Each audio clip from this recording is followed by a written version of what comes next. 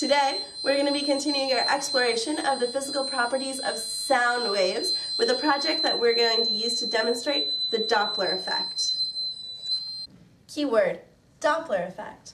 Doppler effect describes the meow sound you might hear as an ambulance passes you or a jet takes off.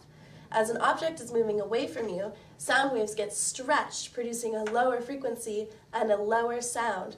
The further away something moves, the lower that sound will sound. Conversely, if an object is moving closer to you, those sound waves will be compacted and the sound will sound higher and higher pitched as the object moves closer. The supplies for this project are a little bit tricky, so we'll go through each and every one of them. This is newsprint. It's thinner than printer paper. This is a tennis ball. We have some twine, another X-Acto knife. I believe in the curriculum it asks for 9-volt batteries and a battery holder. You can also use AA batteries in a battery holder. And this is an electric buzzer. Just as a note, this lesson is going to have a lot of prep beforehand, so make sure you save some time for that before you get to class. One of the things you're going to have to do is using a box cutter, X-Acto knife, or scissors. You're going to want to open up a slit in your tennis ball. So it should be about halfway open. I like to think of it kind of like a Pac-Man mouth, but just make sure that there's enough space in there that you can fit in your battery pack. The other thing you should be aware of is often when you get battery packs or buzzers, the ends may look like this, where there's not a lot of the actual lead exposed. So you can either use wire cutters or an X-Acto knife. If you're using an X-Acto knife, please be careful to take off the insulation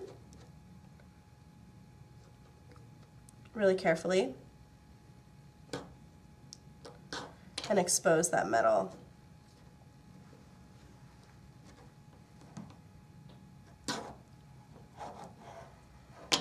And the more metal you have exposed, the better.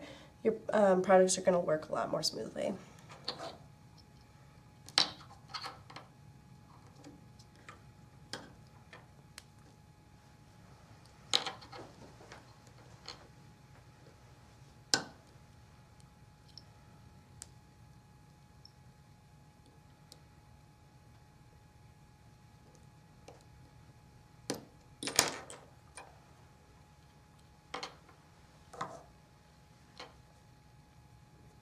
So my next step is I'm going to make sure I have plenty of room in my tennis ball.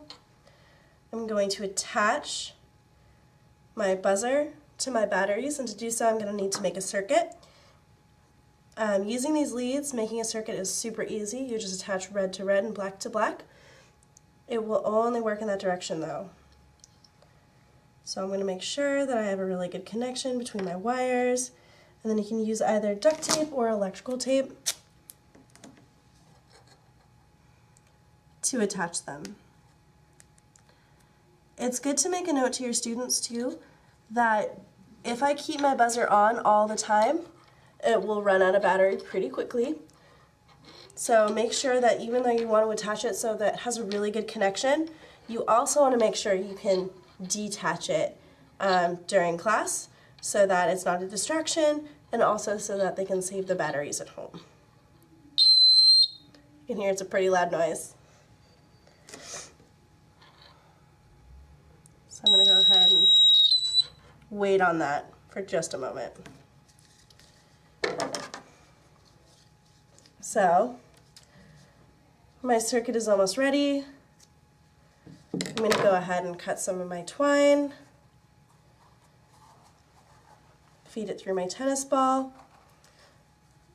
If your students can tie knots, that's great. If not, don't worry about it. They can totally just use some duct tape to make sure the string is really, really secure. But as a safety note, you're going to want to make sure that they do have that string taped down really well, because they're going to be swinging this tennis ball around. We want to make sure it does not fly off.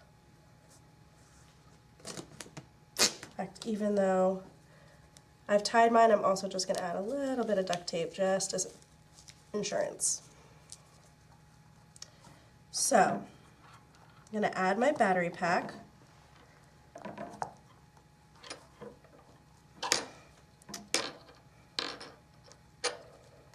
and my buzzer.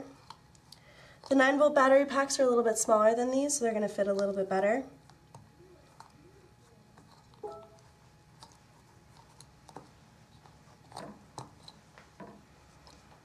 And then if you have any extra room, you can use this newsprint to just fill up that space.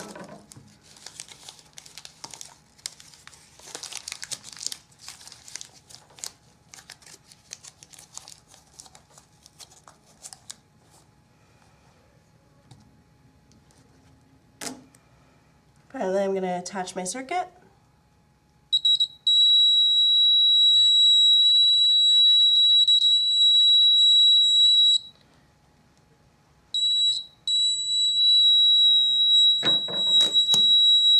Tape this closed.